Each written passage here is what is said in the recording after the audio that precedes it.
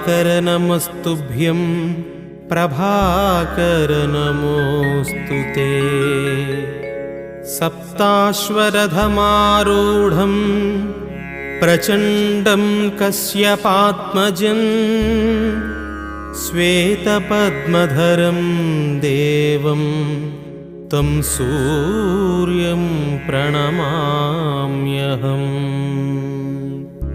लोहितं रथमारूढं सर्वलोकपितामहं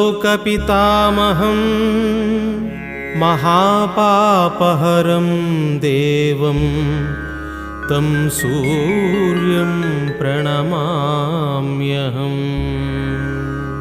त्रैगुण्यं च महासूरं ब्रह्मविष्णुमहेश्वरं महापापहरं देवं